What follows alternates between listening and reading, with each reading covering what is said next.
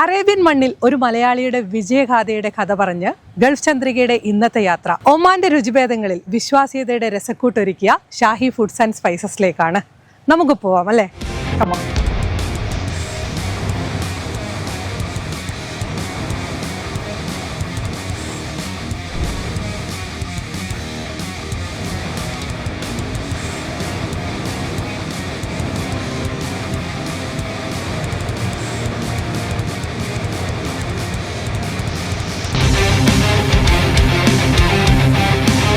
തുടക്കത്തിൽ ആർക്കും അത്ര എളുപ്പമാവില്ല പ്രവാസിയായി ഇവിടെ എത്തുന്നവരിൽ പലരും ഇത് തുടരുന്നവരും നാട്ടിലേക്ക് തിരിച്ചു പോകുന്നവരുമായിട്ട് ഒരുപാട് ആളുകളുണ്ട് അല്ലേ? അങ്ങനെ ഒരു ടേണിംഗ് പോയിന്റിൽ നിൽക്കുമ്പോഴാണ് സ്വന്തമായ ഒരു ബിസിനസ് സാമ്രാജ്യം ഇവിടെ കെട്ടിപ്പടുക്കി ഇന്ന് മലയാളികൾക്കൊക്കെ അഭിമാനമായിട്ട് അഷ്റഫ് ക ഇന്ന് ഗൾഫ് ചന്ദ്രികയുടെ കൂടെ ഇവിടെ ഇരിക്കുന്നത്. എങ്ങനെയായിരുന്നു ആ തുടക്കത്തിലുള്ള യാത്ര? തുടക്കത്തിലുള്ള യാത്ര എന്ന് പറഞ്ഞാൽ ഞാൻ 1980 ഞാനിവിടെ ഒമാനിൽ വന്നത്. ഒരു ministry of land affairs municipality എന്ന് പറഞ്ഞിട്ട് ഡിപ്പാർട്ട്മെൻറ്റാണ് വന്ന് ഒരു മിനിസ്ട്രിയുടെ അണ്ടറിൽ ഒരു ടെക്നീഷ്യനായിട്ടാണ് ഇവിടെ സുവൈക്ക് എന്ന സ്ഥലത്ത് വന്നത്. ഏകദേശം ഒരു 2-3 മാസത്തോളം ഉണ്ടായുള്ളൂ മസ്കറ്റിൽ. അവിടെ നിന്ന് ഇങ്ങോട്ട് സുവൈക്കിലേക്ക് ട്രാൻസ്ഫർ ചെയ്യേണ്ടായിരുന്നത്. ആ കാലഘട്ടത്തിൽ എന്ന് പറഞ്ഞാൽ എന്താ പറയുക, റോഡില്ല, കറണ്ടില്ല, വെള്ളമില്ല എന്നൊക്കെ പറയാമല്ലോ. ഇല്ലാത്തൊരു സ്ഥലമായിരുന്നത്. ഒരു ഉൾഗ്രാമം എന്ന് പറഞ്ഞാൽ അത്രയും ഒരു പുരോഗതിയും അല്ലെങ്കിൽ ഒരു ഇതില്ലാത്തൊരു നാടായിരുന്നത്. ആ കാലഘട്ടത്തിൽ ഇങ്ങനെ വളർന്നു വന്നു. 86 എൻ്റെ ഈ ഒരു സ്ഥാപനത്തിലേക്കുള്ള ചുവടുവെപ്പ് ഉണ്ടായത്. പക്ഷേ മിനിസ്ട്രിയിലായതിൻ്റെ പേരിലേ ഏകദേശം രാവിലെ 6 മണി മുതൽ 12 മണി 1 മണിയൊക്കെ ആകുമ്പോഴത്തേനും ഡ്യൂട്ടി കഴിയും. പിന്നെ വൈകിട്ടുള്ള ജോലി എന്ന് പറഞ്ഞാൽ ഒന്നുമില്ല. പിന്നെ കിടന്നുറങ്ങില്ല. അങ്ങനെ നാട്ടിൽ നിന്നുള്ള അങ്ങനെ ഒരു ശീലമില്ലാത്തതിൻ്റെ പേരിൽ അതിലേക്ക് അങ്ങനെ പോകാറില്ല. പിന്നെ പൊതുജന സേവനം എന്നുള്ളൊരു സ്റ്റൈലിലേക്ക് പലർക്കും പല വിധത്തിലുള്ള സഹായങ്ങൾ ചെയ്തു കൊടുക്കുക എന്നുള്ളതാണ് ഉണ്ടായിരുന്നത്. ആദ്യമായിട്ട് ആ നാട്ടിൽ വിസുവയ്ക്കുന്ന നാട്ടിൽ വാസ്തുവിൽ ഒരു വാഹനം ഒരു ചെറിയ വോക്സ് വാനൊക്കെ ആയിട്ട് ഉള്ളൊരു വാഹനം ഉണ്ടായിരുന്നു. അപ്പോൾ വളരെ കുറച്ച് വിദേശികൾ ആ സമയത്ത് ഉണ്ടാവുള്ളൂ. ശരിക്കും വന്നാൽ വളരെ കുറച്ച് വിദേശികൾ മാത്രം. അപ്പോൾ അവർക്ക് എന്തെങ്കിലും ആവശ്യങ്ങൾ വരുമ്പോൾ ഒക്കെ തന്നെ ഹോസ്പിറ്റലിൽ പോകാനോ അല്ലെങ്കിൽ അത്യാവശ്യം എവിടെയെങ്കിലും പോകാനൊക്കെ സഹായിക്കും. അല്ലെങ്കിൽ മറ്റ് വിധത്തിലുള്ള സഹായങ്ങൾ ഒക്കെ ചെയ്യുക എന്ന് മാത്രമേ ഉള്ളൂ. വെറുതെ പിന്നെ ഇരിക്കുന്ന ഒരു അവസ്ഥയിൽ വന്നപ്പോഴാണ് എന്തെങ്കിലും ബിസിനസ്സിലേക്ക് ഞാൻ തുടങ്ങാം. എൻ്റെ പാരൻസ് എൻ്റെ പിതാവ് നല്ലൊരു ബിസിനസ്മാൻ ആയിരുന്നു നാട്ടിൽ. അദ്ദേഹം എൻ്റെ ചെറുപ്പത്തിൽ തന്നെ മരിച്ചുപോയി. അൽഹംദുലില്ലാ. അപ്പോൾ അദ്ദേഹത്തിൻ്റെ ആ ഒരു ഇതുണ്ടായത് എനിക്ക് വാസ്തവത്തിൽ. പിന്നെ ഇവിടെ വന്ന ഒരു ചെറിയ എന്തെങ്കിലും ബിസിനസ് തുടങ്ങാമെന്ന് കരുതി അങ്ങനെയാണ് ഈ ബിസിനസ്സിലേക്ക് ഉള്ളൊരു ഇതിലേക്ക് വന്നത്, ചിന്തയിലേക്ക് വന്നത്. അപ്പോൾ ഇവിടെ വന്നപ്പോൾ എന്തായിരിക്കണം തുടങ്ങുന്നുള്ളൊരു ചിന്തയൊക്കെ ഉണ്ടായിരുന്നു എനിക്ക്. ഈ മുനിസിപ്പാലിറ്റിയുടെ ജോലിയായിട്ട് ബന്ധപ്പെട്ട ആയിരുന്ന സമയത്തുണ്ടല്ലോ, ഈ സുവൈക്ക് മുനിസിപ്പാലിറ്റി ഏരിയയിൽ ഒരുപാട് ഷോപ്പുകൾ ഉണ്ട്, ഫുഡ് സ്റ്റോപ്പ്. അപ്പോൾ നമുക്ക് പറഞ്ഞാൽ അറിയാൻ പറ്റുമെന്നാണ് തോന്നുന്നു. എല്ലാ പള്ളികളുടെയും എല്ലാ ഗല്ലികളുടെയും ഇടയിൽ ഒരു മലയാളികളുടെ ചെറിയ ഷോപ്പ്, കാല എന്ന് പറയും ഇപ്പോഴത്തെ ഷോപ്പിൽ, അന്ന് ചെറിയ ഷോപ്പുകളുണ്ടായിരുന്നു. അപ്പോൾ ഫുഡ് സ്റ്റോപ്പിൻ്റെ സ്റ്റോപ്പുകൾ. അപ്പോൾ ഇവരൊക്കെ ആയിട്ട് നല്ല ബന്ധമായിരുന്നു ഈ സുവൈക്കുള്ളിലുള്ള. കാരണം എന്താണെന്ന് വെച്ചാൽ അവർക്ക് പലപ്പോഴും പ്രയാസങ്ങൾ നേരിടുന്നത് ഈ മുനിസിപ്പാലിറ്റി ആയിട്ടുള്ള ഇതാണ്. കാരണം ലൈസൻസ് എടുക്കാൻ, അല്ലെങ്കിൽ അതുപോലെ തന്നെ മെഡിക്കൽ അങ്ങനെ സംവിധാനങ്ങൾ, അതേപോലെ തന്നെ ഇവരെപ്പോഴും ഇൻസ്പെക്ഷനിൽ ചെല്ലുമ്പോൾ ഓരോ ക്രമക്കേടുകൾ വന്നു വരുമ്പോൾ അവരെ ഫൈൻ അടിക്കുക അല്ലെങ്കിൽ അങ്ങനെയുള്ള സംവിധാനങ്ങളൊക്കെ ഉണ്ടാവുക. അപ്പോൾ ഒക്കെ ഒരുപാട് സഹായങ്ങൾ ഒരു മലയാളി എന്നുള്ള നിലയിൽ ഞാൻ ആദ്യത്തെ ഒരു മലയാളിയാണ് സുവൈക്കിലെ, ഞാൻ മാത്രം ഉണ്ടായുള്ള ആ കാലഘട്ടങ്ങളിൽ. അപ്പോൾ ഒരു മലയാളി എന്നുള്ള രൂപത്തിലും അല്ലെങ്കിൽ ഒരു വിദേശി എന്നുള്ള രൂപത്തിലും സഹായങ്ങൾ തേടി എല്ലാവരും നമ്മളുടെ അടുത്ത് വരുമായിരുന്നു. അപ്പോൾ അങ്ങനൊരു നല്ലൊരു ബന്ധം ഈ ഷോപ്പുകാരായിട്ട് എനിക്കുണ്ടായിരുന്നു. അങ്ങനെയാണ് ഈ ഒരു ചെറിയ സ്ഥാപനത്തിനെ ഡെവലപ്പ് ചെയ്യാനായിട്ട് കഴിഞ്ഞത്. വാസ്തവത്തിൽ അങ്ങനെ പറഞ്ഞു വന്നത് ബിസിനസ്സിൽ ഏത് ബിസിനസ് ചെയ്യണം എന്നുള്ളതിന് പറയുമ്പോൾ അത് ഒരുപാട് നീണ്ടൊരു കഥയാണത്. അതിപ്പോൾ ഇവിടെ എങ്ങനെ പറഞ്ഞാലും അറിയാം. ചെറുതായിട്ട് ഞാൻ വേണമെങ്കിൽ പറയണമെന്നുണ്ടെങ്കിൽ പറയാം. നമ്മളിപ്പോൾ ഇങ്ങനെ ഇവിടെ അന്ന് ബർക്ക അപ്പുറം, അത് സീബിനിപ്പുറം ആയിട്ടൊരു മത്താം ജുമാ എന്ന് പറഞ്ഞിട്ട് ആ സ്ഥലത്ത് മാത്രമേ ഉള്ളൂ ഒരു ഷോപ്പ് എന്ന് പറയുമ്പോൾ. പിന്നെ അത് കഴിഞ്ഞാൽ പിന്നെ സുവൈക്കിലാണ് ഒരു പെട്രോൾ പമ്പ് ഉള്ളത്. അത് കൈകൊണ്ട് ഇങ്ങനെ തിരിക്കുന്നത്, കറണ്ടൊന്നും ഇല്ലാത്തതിൻ്റെ പേരിൽ അറിയാമല്ലോ, കൈകൊണ്ട് ഇങ്ങനെ തിരിച്ചിട്ടാണ് പെട്രോൾ കൊടുക്കുന്നത്. അപ്പോൾ ആ ഒരു പെട്രോൾ പമ്പും ആ ഒരു പ്രദേശങ്ങളിലാണ് ഇവിടെ ഉണ്ടായിരുന്നത്. അപ്പോൾ അവിടെ ഇങ്ങനെ നമ്മൾ വല്ലപ്പോഴും ഇങ്ങനെ മെയിൻ റോട്ടിൽ വരും. മെയിൻ റോട്ടിൽ എന്ന് പറഞ്ഞാൽ എൻ്റെ ഓഫീസ് സൂക്കിലാണ്. സുവൈക്കിൻ്റെ ഉള്ളിലാണ് കടലോരത്താണ്. അവിടെ നിന്ന് ഇങ്ങോട്ട് വരുമ്പോൾ എന്താ സംഭവിക്കുക, ഇവിടെ വരുമ്പോൾ പല ഷോപ്പുകാരും ഇങ്ങനെ അവിടെ നിൽക്കുന്നത് കാണാൻ പറ്റും. അതായത് നിങ്ങൾ ഈ ഞാൻ പറഞ്ഞ ദീർഘിച്ച് പറയണമെന്ന് പറയുന്നതിൻ്റെ കാരണം അതാണ്. കുറേ ഇപ്പം സ്ഥലങ്ങൾ ഉൾ സൈഡുകളിലുള്ള കടക്കാരുകൾ 2, 3, 4, 5, 6 പേരൊക്കെ ഇവിടെ ഇങ്ങനെ പെട്രോൾ പമ്പിൻ്റെ അവിടെ ഒന്നും കണ്ട് നിൽക്കുന്നുണ്ടാവും. അപ്പോൾ ഞാനൊരു ദിവസം ചോദിച്ചു, എന്താണ് നിങ്ങൾ നമ്മളിങ്ങനെ വെയിറ്റ് ചെയ്ത് നിൽക്കുന്നത്? അപ്പോൾ മസാല വണ്ടി വരാനുണ്ട്, മസാല വണ്ടി വരാണ്ടെന്ന് പറഞ്ഞപ്പോൾ ഇത് മസാല വണ്ടി, അതെ മസാല വെക്കുന്ന വണ്ടി ഇവിടെ വരാനുണ്ട്. അപ്പോൾ ഞങ്ങൾ അവർ ഈ സാധനങ്ങൾ കളക്ട് ചെയ്ത് സൈക്കിളിലാണ് ആണെന്നുണ്ട്, വേറെ വാഹനമൊന്നുമില്ല, സൈക്കിളിൽ വെച്ച് കെട്ടിയിട്ട് അവർ നേരെ ഷോപ്പിൽ കൊണ്ടുപോയിട്ട് അവർ വിൽക്കും. അല്ലാതെ ഇവരെ ഷോപ്പുകളിലൊന്നും ഈ വണ്ടികൾ പോവില്ല. മസ്കറ്റിൽ നിന്ന് വരുന്ന വണ്ടിയാണ്. രണ്ട് മസാല കമ്പനി അന്ന് ഉണ്ടായിരുന്നത്. അന്ന് അബ്ദുള്ള ഉസ്മാൻ എന്ന് പറഞ്ഞിട്ടൊരു കമ്പനി ഉണ്ടായിരുന്നു, പിന്നെ ഷൻഫാരി എന്ന് പറഞ്ഞ കമ്പനി ഉണ്ടായിരുന്നു. ഞാൻ നേരത്തെ പറഞ്ഞ പോലെ തന്നെ ഷൻഫാരി കമ്പനി വലിയൊരു സ്ഥാപനമായിരുന്നു, മിനിസ്റ്റർ ആയിരുന്നു ഇവിടുത്തെ. രണ്ടാമത്തെ അബ്ദുള്ള ഉസ്മാൻ എന്ന് പറഞ്ഞാൽ 30ഓളം വണ്ടികളും സംവിധാനങ്ങളും ഉള്ള വലിയ കമ്പനിയായിരുന്നു. ഈ 2 കമ്പനികളുടെ ആഴ്ചയിലൊരിക്കൽ അല്ലെങ്കിൽ ഒരു മാസത്തിലൊരിക്കൽ വണ്ടികൾ വരുമ്പോൾ സുവൈക്ക് പെട്രോൾ പമ്പിൻ്റെ സൈഡിൽ അവിടെ നിർത്തിക്കഴിഞ്ഞാൽ ഈ ഭാഗങ്ങളിലുള്ള കുറേ ഷോപ്പുകളുടെ ആളുകൾ അല്ലെങ്കിൽ അതിൻ്റെ ഓണർമാരായിക്കോട്ടെ അല്ലെങ്കിൽ അതിൻ്റെ ഉത്തരവാദിത്തപ്പെട്ട ആളുകൾ വന്നങ്ങാട്ട് ഈ സാധനങ്ങൾ പർച്ചേസ് ചെയ്യും വണ്ടിക്കാരായിരുന്നു, എന്നിട്ട് കൊണ്ടുപോകുന്ന സംവിധാനം. അങ്ങനെ പലപ്പോഴും ഞാനത് കണ്ടിട്ടുണ്ട്.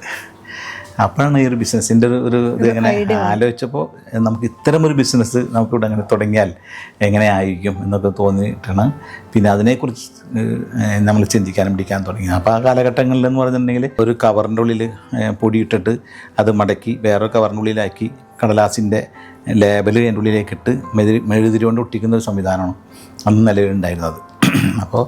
അപ്പോൾ അതിനെ ഒരു പുതിയ സ്റ്റൈലിലേക്ക് കൊണ്ടുവരികയും അതിൻ്റെ ഒരു പ്രിൻറ്റിങ് സ്റ്റൈലിലേക്ക് കൊണ്ടുവരികയും ചെയ്യാൻ വേണ്ടി കണ്ടിട്ട് ഞാൻ ദുബായിൽ പോയിട്ട് അവിടെ നിന്ന് കങ്കാരു പ്ലാസ്റ്റിക് എന്ന് പറഞ്ഞൊരു ഉണ്ടായിരുന്നു അവിടെ. ഇപ്പോൾ അവരുടെ അടുത്ത് നിന്ന് അവരായിട്ട് സംസാരിച്ചുകൊണ്ട് തന്നെ ഒരു പ്രിൻറ്റിങ് സ്റ്റൈലിലുള്ള കവറിലേക്ക് കൊണ്ടുവരാനായിട്ടുള്ള ശ്രമം നടത്തുകയും അവിടെ അങ്ങനെയാണ് ഞാൻ തുടങ്ങുന്നത് തന്നെ. ഒരു പുതിയ സ്റ്റെപ്പ് എന്നുള്ള രീതിയിലാണ് ഞാൻ ഇവിടെ മാർക്കറ്റിൽ ഇറങ്ങുന്നത് തന്നെ. പക്ഷേ എന്തായാലും എങ്ങനത്തെ സ്റ്റെപ്പാണെങ്കിലും ഇപ്പോൾ ഈ പറഞ്ഞ വലിയ കമ്പനിയുടെ മുമ്പിൽ ചെറിയൊരു സ്ഥാപനം പിടിച്ചു നിൽക്കുക എന്ന് പറഞ്ഞാൽ വല്ലാത്തൊരു പ്രയാസമുണ്ട്. അപ്പോൾ എന്തുകൊണ്ടാണ് ഞാൻ ആ ഷോപ്പുകളുടെ പേര് പരിചയക്കാരുടെ പേര് പറയാനെന്ന് പറഞ്ഞാൽ ഈ ഷോപ്പുകളിലാണ് ഞാൻ ആദ്യം തന്നെ ഈ സാധനം കൊണ്ടു കൊടുക്കുക. കാരണം ഇവരൊക്കെ എല്ലാവർക്കും എനിക്ക് വേണ്ടപ്പെട്ടവരും എന്നെ അവർ വേണ്ടപ്പെട്ടവരാണല്ലോ. അപ്പോൾ അങ്ങനെ ആകുമ്പോൾ എന്തെങ്കിലും ഒരു 10 പീസ് അല്ലെങ്കിൽ 20 പീസൊക്കെ അവർ വാങ്ങിക്കുമായിരുന്നു ആ കാലഘട്ടങ്ങളിൽ. അല്ലാതെ അവർക്ക് ഭയങ്കര നഷ്ടമാണ്. കാരണം എൻ്റെ അടുത്ത് സാധനം മേടിച്ചിട്ടുണ്ടെങ്കിൽ ഞാൻ വിൽക്കുന്നത് 16 രൂപ, 100 പീസിന് 16 റിയാലാണെങ്കിൽ അവർക്ക് കിട്ടുന്നത് 12 രൂപക്കാണ്. അതായത് 4 റിയാലോളം ലാസ്റ്റത്തിന് നമ്മുടെ അടുത്ത് മേടിക്കേണ്ടത്. അവർ വിൽക്കുന്നത് 200 പൈസക്കാണ്. ആ ഒരു സ്റ്റൈലാണ് ഉണ്ടാവുക. അപ്പോൾ അവർക്ക് നഷ്ടം വരും നമ്മുടെ അടുത്ത് മേടിച്ചിട്ടുണ്ടെങ്കിൽ. നമുക്കതിലേക്ക് കുറച്ച് കൊടുക്കാനും കഴിയില്ല. കാരണം നമ്മളുടെ സാധനം എന്നുള്ള ആ ക്വാളിറ്റി നമ്മൾ തന്നെ ഞാൻ നേരത്തെ പറഞ്ഞ പോലെ തന്നെ പൊടിച്ച് അരിച്ച് അതുപോലെ തന്നെ പാക്ക് ചെയ്ത് ഇങ്ങോട്ട് കൊണ്ടുപോകുന്ന ഒരവസ്ഥ. അപ്പോൾ ആദ്യത്തെ സെയിൽസ്മാൻ തന്നെ ഞാൻ തന്നെയായിരുന്നു. ഞങ്ങൾ തന്നെ മുനിസിപ്പാലിറ്റിയുടെ 3-4 തമിഴന്മാർ ഈ മറ്റേ ക്ലീനിങ്ങിനുള്ള പിള്ളേരുണ്ടായിരുന്നു. അവരെയും കൂടെ കൂട്ടിയിട്ട് സഹായത്തിന് കൂട്ടിയിട്ടാണ് ഞാൻ ആദ്യം തുടങ്ങുന്നത്. ഒരു വർഷത്തോളം, ഒരു 5 വർഷം നമ്മൾ വേറെ സ്റ്റാഫില്ലാതെ തന്നെയാണ് ഞാൻ അത് കൊണ്ടുപോയത്. അപ്പോൾ ഞാനും ഈ കുട്ടികളും കൂടെ പൊടിക്കലും അരിക്കലും അല്ലെങ്കിൽ പാക്ക് ചെയ്യലും അതെല്ലാം കഴിഞ്ഞിട്ട് രാത്രി വൈകുന്നേരം ആകുമ്പോൾ ഞങ്ങൾ എന്ത് ചെയ്യും, വണ്ടിയിൽ കയറിയിട്ട് ഈ ഒരു വാനാണ് ഉണ്ടായിരുന്നത്. ആ വാനിൽ കൊണ്ടുപോയി ഇങ്ങോട്ട് തന്നെ ഷോപ്പുകളിലൊക്കെ സെയിൽ ചെയ്യണം. അപ്പോൾ ഈ ഗ്രിപ്പ് ഉണ്ടാവാൻ കാരണം ഈ ഷോപ്പുകാരായിട്ട് നല്ല ബന്ധമായിരുന്നു എനിക്ക്. കാരണം അവർക്ക് ഞാൻ നേരത്തെ പറഞ്ഞ പോലെ അവർക്ക് തന്നെ വേണമായിരുന്നു, അല്ലെങ്കിൽ അങ്ങനെ ആയിരുന്നു. അപ്പോൾ അതുകൊണ്ട് അപ്പോൾ അവിടെ നിന്ന് കുറച്ച് ആയി. അപ്പോൾ അവർക്കും ഒരു 10 പീസ് വെച്ചിട്ടുണ്ടെങ്കിൽ ആരെങ്കിലും ഒരു പീസ് എടുത്തിട്ടുണ്ടെങ്കിൽ പിന്നീട് അത് തന്നെ പോയി ചോദിച്ചു പഠിക്കുന്ന ഒരവസ്ഥയെ മാറി. പിന്നെ പാടെ നമ്മൾ കംപ്ലീറ്റ് കവർ ചെയ്യുന്നൊരവസ്ഥയായി. അവസാനം കുറച്ച് ആയപ്പോൾ ഈ അബ്ദുൾ ഉസ്മാൻ എന്ന് പറഞ്ഞ കമ്പനി നമ്മളുടെ അടുത്ത് സാധനം പിടിച്ചിട്ട് വിൽക്കുന്നൊരവസ്ഥ വന്നു. അങ്ങനെ നല്ലൊരു സംഖ്യ വലിയൊരു റിയാൽ ഞങ്ങൾക്ക് ബാധ്യത വെച്ചിട്ടാണ് അവർ പിന്നെ അടച്ചു പോയത്. അതുപോലെ തന്നെ ഷൻഫാരി എന്നുള്ള കമ്പനി പൂർണ്ണമായി നിന്നുപോയി. മനസ്സിലായ? അപ്പോൾ നമ്മളുടെ ഈ പ്രൊഡക്റ്റിനോട് നമ്മളെ സാധനങ്ങളോട് മാച്ച് ചെയ്യാൻ അവർ കഴിയാത്തൊരവസ്ഥ വന്നപ്പോൾ അത് അവരെ നിർത്തേണ്ടി വന്നു. അങ്ങനെയാണ് ഞങ്ങളിങ്ങനെ 1 by 1 ആയിട്ട് സ്റ്റെപ്പ് പോകുന്നത്.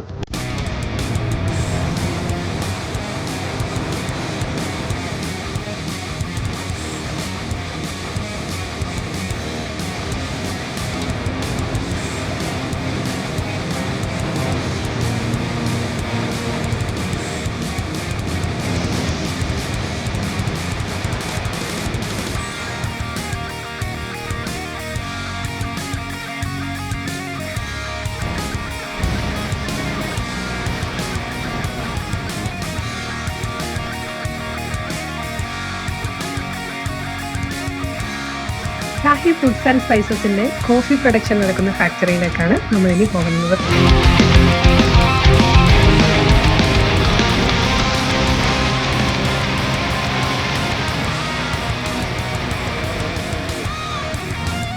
എന്താ ഇതിന്റെ ഒരു പ്രത്യേകത എന്ന് പറയുന്നത്? ഇതിന്റെ പ്രത്യേകത എന്ന് പറഞ്ഞാൽ ഞങ്ങളുടെ കോഫി എന്ന് പറഞ്ഞാൽ ഒമാനിലെ ഇത്രയും വലിയ ഒരു യൂണിറ്റാണ് ഞങ്ങളുടെ കോഫി പ്ലാന്റ്. മീൻസ് പിന്നെ ഇതിന് ടെക്നോളജി എന്ന് പറഞ്ഞാൽ ഏറ്റവും ലേറ്റസ്റ്റ് ടെക്നോളജിയാണ്. ഹോട്ട് എയറിൽ വർക്ക് ചെയ്യുന്ന ഹോട്ട് എയർ ചൂടുള്ള എയറിൽ കോഫി ഇട്ടിട്ട് ആക്കാം. സാധാരണ ചെയ്യുന്ന പോലെയല്ല. സാധാരണ ചട്ടിയിലോ അല്ലെങ്കിൽ ഡ്രമ്മിലോ ഇട്ടിട്ട് അടിയിൽ തീ കൊടുത്തിട്ട് ചെയ്യുന്നൊരു സിസ്റ്റമാണ്. ഇതങ്ങനെയല്ല വരുന്നത്. ഹോട്ട് എയർ നേരെ ഈ ഡ്രമ്മിൻ്റെ ഉള്ളിലേക്ക് കയറിയിട്ട് ഈ ഹോട്ട് എയറും അതുപോലെ തന്നെ സീഡും കൂടിയിട്ട് റോസ്റ്റായിട്ട് വരുന്നതാണ്. നമുക്ക് എങ്ങനെയാണോ സീഡ് മീൻസ് കോഫിയുടെ ഇത് കളർ വേണ്ടത് അല്ലെങ്കിൽ അത് വേണ്ടത്, അത് ഒട്ടും അതിൻ്റെ അരോമ വിട്ടുപോകാതെ തന്നെ കരിയാതെ അല്ലെങ്കിൽ അതിൻ്റെ ആ ഒരു കളർ വ്യത്യാസം ഇല്ലാണ്ട് കറക്റ്റായിട്ട് കിട്ടും നമുക്ക്. ആ ഒരു ടെക്നോളജിയാണ് ഏറ്റവും ലേറ്റസ്റ്റ് ടെക്നോളജി ഉള്ളത്. ഇപ്പോൾ എത്ര വർഷമായിട്ടുണ്ടാവും ആ ഒരു ടെക്നോളജി ഇവിടെ വന്നിട്ട്? ഇവിടെ 5 വർഷത്തിലേറെയുണ്ട്. ഞങ്ങളാണ് ആദ്യം കൊണ്ടുവന്നത്. ഇന്ദുവനും അങ്ങനെ തന്നെയാണ് ഉള്ളത്. ഏറ്റവും വലിയൊരു യൂണിറ്റും ഞങ്ങൾക്ക് തന്നെയാണ് ഉള്ളത്. GCയിൽ ഇത്രയും വലിയൊരു യൂണിറ്റുകൾ ഇല്ല, മനസ്സിലായി. കാരണം കോഫി ഒമാനിലാണ് ഏറ്റവും കൂടുതൽ കോഫി ഉപയോഗിക്കുന്ന ആളുകളുള്ളത്. ഈ കോഫി എന്ന് പറയുമ്പോൾ നമുക്കതറിയാം, നാട്ടിൽ കോഫി എന്ന് പറയുമ്പോൾ പല ടേസ്റ്റിലുണ്ടാവും. ഇവിടെ ഒറിജിനൽ കോഫി മീൻസ് ഞാൻ ഉദ്ദേശിച്ചത് കോഫി മാത്രമാണ് ഇവിടെയുള്ള ആളുകൾ ഉപയോഗിക്കുക. നാട്ടിലുള്ള കോഫി ഉപയോഗിക്കുന്ന നല്ല ചിക്കറി പല ഫ്ലേവറും കൂട്ടിച്ചിട്ടുണ്ട്. ഇവിടെ നമുക്ക് ചെറിയൊരു ഫ്ലേവറിന് വേണ്ടിയിട്ട് കാടമം ഉപയോഗിക്കും, ജാഫ്രാൻ ഉപയോഗിക്കും, അതുപോലെ തന്നെ മറ്റുള്ള ചില ഫ്ലേവറും മാത്രം ഉപയോഗിക്കും. ഇതിനു വേണ്ടി മാത്രം. പക്ഷേ നാട്ടിലങ്ങനെയല്ല. ചിക്കറിയും അതുപോലെ തന്നെ പല സ്ഥലങ്ങളും 100% കോഫിയല്ല. ഇവിടെയുള്ള ഒമാനികൾ യൂസ് ചെയ്യുന്നത് 100% കോഫിയാണ്. ഒമാനികളാണോ കുറച്ചും കൂടി കൂടുതലായിട്ട് കോഫി ഉപയോഗിക്കണം? ഒമാനികൾ ഇവിടുത്തെ ഈ ഒമാനി കോഫി എന്ന് പറഞ്ഞ പ്രത്യേകതയുണ്ട്. മറ്റുള്ള കോഫിമാരല്ല, സൗദി കോഫിമാരല്ല, അല്ലെങ്കിൽ ഖത്തർ, എമാറാത്തികൾ, അവരൊക്കെ വ്യത്യസ്തമായിട്ടുള്ള ഫ്ലേവർ ഉപയോഗിക്കുന്നതാണ്. ഇവിടുത്തെ ആളുകൾ ഉപയോഗിക്കുന്ന പ്രത്യേക തരം കോഫിയാണ്. അതാണ് ഞങ്ങൾ ഉണ്ടാക്കുന്നത്.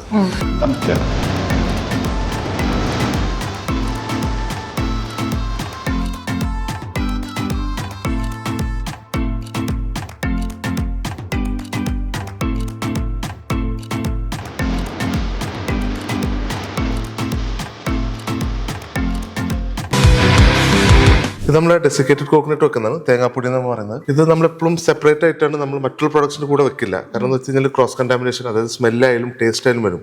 ഇപ്പോൾ നമ്മൾ അപ്പുറത്ത് പോയപ്പോൾ നമ്മൾ കണ്ടു, ഇപ്പോൾ നമ്മൾ ഏലക്കായ വെക്കുമ്പോഴായാലും അല്ലെങ്കിൽ ക്ലോവ്സ്, ഗ്രാമ്പ് വെക്കുമ്പോഴൊക്കെ ആയാലും അതിൻ്റെ സ്മെല്ല് ഇതിലേക്ക് വേഗം കയറി പിടിക്കും. അതുകൊണ്ട് നമ്മൾ ഒരേ പ്രൊഡക്റ്റ് വൈസ്, ഒരേ സ്പൈസസ് വൈസ് നമ്മൾ സെപ്പറേറ്റ് നമ്മൾ ഗോഡൗൺ പണിച്ചേക്കണമെന്നുണ്ടാകും, സെപ്പറേറ്റ് കോൾഡ് സ്റ്റോർ വെച്ചേക്കണമെന്നുണ്ടാകും.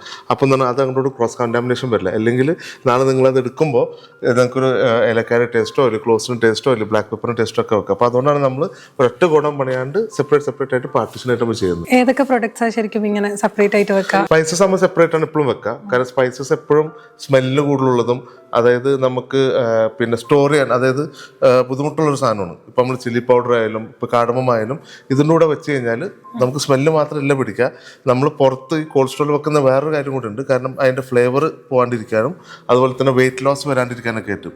ഇപ്പോൾ ഈ ഏലക്കായൊക്കെ നമ്മൾ പുറത്ത് നോർമൽ ടെമ്പറേച്ചറിൽ വെച്ച് കഴിഞ്ഞാൽ ഒരു 10 കിലോൻ്റെ കാർട്ടൺ ചിലപ്പോൾ ഒരു മാസം കഴിഞ്ഞാൽ 9 കിലോ ആയിട്ട് മാറും. കാരണം അത്രയും വെയിറ്റ് കുറഞ്ഞുകൊണ്ടിരിക്കും. അപ്പോൾ നമുക്ക് വെയിറ്റ് ലോസ് ഉണ്ടാകുമ്പോൾ ഫ്ലേവർ ലോസ് ഉണ്ടാവും, കളർ ലോസ് ഉണ്ടാവും.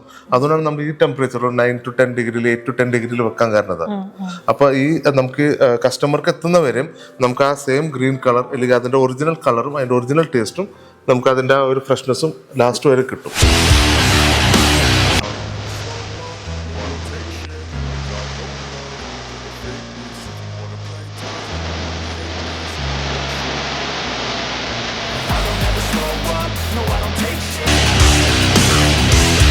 MA മുഹമ്മദ് അഷ്റഫ് എന്ന ഈ വ്യവസായിയുടെ വാക്കുകൾ കേട്ടാൽ നമുക്ക് മനസ്സിലാവും 1986 മുതൽ അദ്ദേഹം ബിസിനസ്സിൽ പുതിയ ആശയങ്ങൾ കൊണ്ടുവരാൻ തുടങ്ങിയിട്ടുണ്ട്.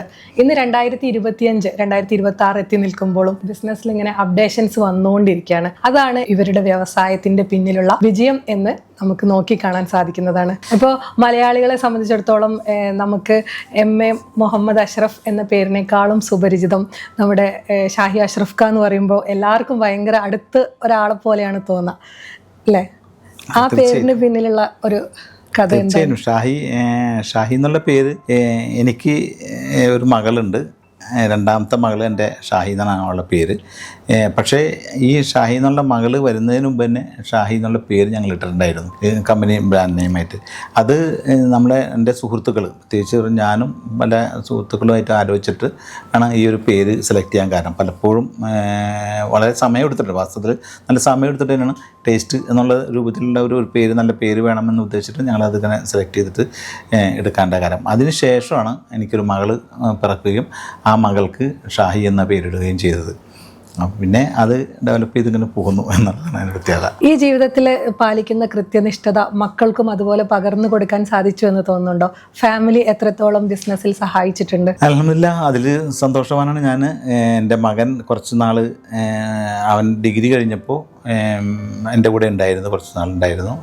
കാരണം ഇപ്പോൾ അവൻ PGക്ക് മറ്റേ സ്പെയിനിൽ ബാർസലോണയിൽ പഠിക്കുകയാണ്. അവൻ്റെ നെക്സ്റ്റ് ഇയറിൽ ലാസ്റ്റ് കഴിയും. അവൻ ഇൻഷാ അല്ലാഹ് ബിസിനസ്സിൽ റീജോയിൻ ചെയ്യും.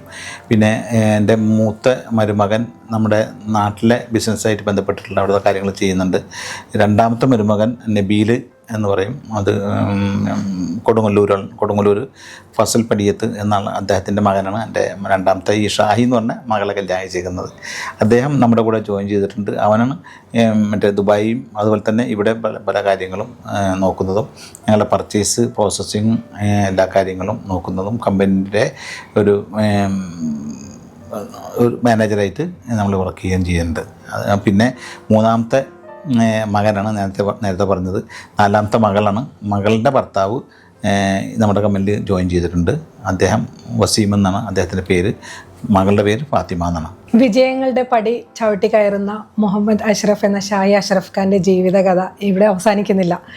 അദ്ദേഹം പുതിയ ഒരുപാട് പ്രതീക്ഷകളും സ്വപ്നങ്ങളുമായിട്ടാണ് ജീവിക്കുന്നത്. ഇന്നും അതിൻ്റെ പുതിയ പ്രൊജക്റ്റിനെ കുറിച്ചാണ് സംസാരിക്കുന്നത്. ഇതൊന്നുമല്ല ആഗ്രഹിച്ചത്, ഇതിനേക്കാളൊക്കെ ഉപരിയായിട്ടൊരു പ്രൊജക്റ്റ് മനസ്സിലുണ്ട് എന്ന ഒരു പോസിറ്റീവായിട്ടുള്ള ഒരു ആശയമാണ് നമ്മളോടൊക്കെ പങ്കുവെക്കുന്നത്. ഇപ്പോൾ വളർന്നു വരുന്ന കുറേ ബിസിനസ്സുകാരുണ്ട്, അവരോട് ഒരു മെസ്സേജ് ഗൾഫ് ചന്ദ്രികയിലൂടെ പറയാൻ പറ്റുമോ? വളർന്നു വരുന്ന ബിസിനസ്സുകാരോട് പറയാമെന്നുള്ളത് അതിൻ്റെ അത്രയൊന്നും കഴിവ് എനിക്കില്ല എന്നുണ്ടെങ്കിൽ തന്നെ ഞാൻ പറയുകയാണ്. കാരണം നമ്മൾ ബിസിനസ് എന്ന് പറഞ്ഞാൽ പലതരത്തിലുള്ള ബിസിനസ്സുകളുണ്ട്, അറിയാൻ പറ്റും നിങ്ങൾക്കൊക്കെ. ട്രേഡിംഗ് ഉണ്ട്, അല്ലെങ്കിൽ ഇൻഡസ്ട്രിയലായിട്ട് മാനുഫാക്ചറിങ് അങ്ങനെയുള്ള അതിലേക്ക് പോയാലെന്നുള്ള അവസ്ഥ എന്താണെന്ന് വെച്ചാൽ അതിൽ ഇപ്പോൾ മാനുഫാക്ചറിങ് അല്ലെങ്കിൽ മാനുഫാക്ചറിങ് പ്രോസസ്സിങ് അതുപോലെ തന്നെ ഇൻഡസ്ട്രിയൽ എന്നൊക്കെ പറയുമല്ലോ നമ്മൾ, ആ ലെവലിലേക്ക് പോയി കഴിഞ്ഞാലുണ്ടാകുന്ന ഒരു എന്ന് പറഞ്ഞാൽ ഈ പുതുതായിട്ട് വന്നു ചേരുന്ന ആളുകൾക്കുള്ളൊരു വിഷയം എന്ന് പറഞ്ഞാൽ പെട്ടെന്ന് അതിൻ്റെ റിസൾട്ട് കിട്ടണം. മനസ്സിലായോ? അത് പെട്ടെന്ന് റിസൾട്ട് കിട്ടുക എന്നുള്ള അവസ്ഥ. കാരണം നമ്മൾ ഇപ്പോൾ എത്രയോ ഇൻവെസ്റ്റ് ചെയ്യുന്നു, അതിപ്പോൾ ഒരു 6 മാസം കഴിഞ്ഞാൽ, ഒരു വർഷം കഴിഞ്ഞാൽ, 2 വർഷം കഴിഞ്ഞാൽ, ഇൻഡസ്ട്രിയൽ ബിസിനസ്സിൽ അല്ലെങ്കിൽ ആ ഒരു ട്രേഡിങ്ങിൽ ഓക്കെ നമ്മൾ പറയുന്ന മാതിരി തന്നെ എന്താ പറയുക, പർച്ചേസ് ചെയ്യും, അതിൻ്റെ വാല്യൂം കാര്യങ്ങളൊക്കെ കണക്കാക്കിയിട്ട് സെയിൽ ചെയ്യുമ്പോൾ ഇത്ര പ്രോഫിറ്റ് അതിൻ്റെ എക്സ്പെൻസ് കണക്കാക്കിയാൽ മതി. പക്ഷേ ഇൻഡസ്ട്രിയിലാവുമ്പോൾ അങ്ങനെയല്ല. നമ്മളൊരു ബ്രാൻഡ് ഉണ്ടായിക്കഴിഞ്ഞാൽ അല്ലെങ്കിൽ നമ്മളൊരു ഉൽപ്പന്നം ഉണ്ടായിക്കഴിഞ്ഞാൽ അത് ജനങ്ങളിലേക്ക് എത്തി, അത് ജനങ്ങളുടെ ഇടയിൽ അത് എത്തിക്കഴിഞ്ഞാൽ അവർ സംതൃപ്തരായി കഴിഞ്ഞാൽ, പിന്നെ ദൈവത്തിൻ്റെ അനുഗ്രഹം കൂടി ഉണ്ടായിക്കഴിഞ്ഞാൽ അത് വളരെ സുന്ദരമായിട്ട് അത് പോകാൻ കഴിയും. അത് ഒരു വലിയൊരു, ഞാൻ ഏത് ഒരാളോടും പറയുന്നൊരു വേടാണ്, നിങ്ങൾ ബിസിനസ് ചെയ്യണമെന്നുണ്ടെങ്കിൽ അല്ലെങ്കിൽ ഇത്തരം കാര്യങ്ങളിലേക്ക് ഇറങ്ങണമെങ്കിൽ ഇൻഡസ്ട്രിയലായിട്ട് പ്രോസസ്സിങ് അല്ലെങ്കിൽ പ്രൊഡക്ഷൻ എന്നുള്ളൊരു സ്റ്റൈലിലേക്കുള്ള ഒരു ലെവലിലേക്ക് പോകണം എന്നാണ് ഞാൻ എല്ലാവരോടും പറയാറുള്ളത്. അങ്ങനെ തന്നെ ഇപ്പോൾ അറബ്സാണെങ്കിൽ തന്നെ എന്നോട് ഒരുപാട് ആളുകൾ ഇത്തരം കാര്യങ്ങൾ ഡിസ്കസ് ചെയ്യാറുണ്ട്, എന്താ വേണമെന്നുള്ളത് ചോദിച്ചിട്ട്. അപ്പോൾ ഇവരോടൊക്കെ അല്ലെങ്കിൽ അതേപോലെ തന്നെ മലയാളികളായിട്ടുള്ള നമ്മളൊക്കെ പറയാറുള്ളത്, അതിൻ്റെ പെട്ടെന്ന് അതിൻ്റെ പെർഫോമൻസ് കിട്ടുന്നില്ല. നമ്മൾ 2-3 വർഷമൊക്കെ കാത്തിരുന്നാൽ ഉണ്ടെങ്കിൽ ഫ്യൂച്ചറിൽ അള്ളാൻ്റെ അനുഗ്രഹം കൂടി ഉണ്ടായിക്കഴിഞ്ഞാൽ വളരെ സുന്ദരമായിട്ട് നമുക്ക് ചെയ്യാൻ പറ്റും. അത് നല്ല രീതിയിലായിരിക്കണം മാത്രം, നല്ല പ്രൊഡക്റ്റ് ആയിരിക്കണം, പ്യൂറായിരിക്കണം, അല്ലെങ്കിൽ ഏത് മാത്രമെങ്കിലും നല്ല ക്വാളിറ്റി ഉള്ള ഉൽപ്പന്നം നമ്മൾ ജനങ്ങൾക്ക് കൊടുത്തു കഴിഞ്ഞാൽ തീർച്ചയായിട്ടും അതിന് പ്രതിഫലം ഉണ്ടാകും, പ്രത്യേകിച്ച് ഇത്തരം സാധനങ്ങൾ. അപ്പോൾ ഒരല്പം വില കൂടിയാലും, ഇപ്പോൾ മാർക്കറ്റിൽ ഇപ്പോൾ ഞങ്ങളുടെ ഉൽപ്പന്നങ്ങൾ എന്ന് പറഞ്ഞാൽ അങ്ങനെയാണല്ലോ, മറ്റിപ്പോൾ നിങ്ങൾക്ക് നോക്കിയാൽ അറിയാൻ പറ്റും, നല്ല മറ്റുള്ള ഉൽപ്പന്നങ്ങളെക്കാൾ കൂടുതൽ അല്ലെങ്കിൽ മറ്റുള്ള ബ്രാൻഡിനേക്കാൾ കൂടുതലാണ് ഞങ്ങളുടെ പ്രൈസ്. പക്ഷേ ആളുകൾക്കറിയാം ആ പ്രൈസ് മാർജിൻ കൊടുത്തെടുത്താലും നല്ല സാധനം കിട്ടും എന്നുള്ളത്. ആ ലെവലിലേക്ക് ഏത് ഉൽപ്പന്നങ്ങളും എത്തിക്കഴിഞ്ഞാൽ വളരെ നിസ്സാരമായിട്ട് പിന്നെ നമുക്ക് ചെയ്യാൻ പറ്റും. മറ്റത് അങ്ങനെയല്ല, മറ്റത് താൽക്കാലികമായിട്ടുള്ളൊരു, അത് പരാജയവും പെട്ടെന്നായിരിക്കും ഉണ്ടാവുക. അതാണ് എനിക്ക് അതിൽ പറയാനുള്ളത്. സ്വന്തം വാക്കുകളിലൂടെ വളർന്നു വരുന്ന ഒരുപാട് ബിസിനസ്സുകാർക്ക് നല്ലൊരു മെസ്സേജ് നൽകിക്കൊണ്ടാണ് അഷ്റഫ് ക ഈ ഇന്റർവ്യൂ ഇവിടെ പറഞ്ഞ് അവസാനിപ്പിക്കുന്നത്. മറ്റൊരു അതിഥിയുമായി അടുത്ത വീഡിയോയിൽ കാണുന്നത് വരെ this is signing off Jasla Muhammad. Thank you. ശുക്രൻ ജസാക്കല്ലാഹ് ഖൈർ.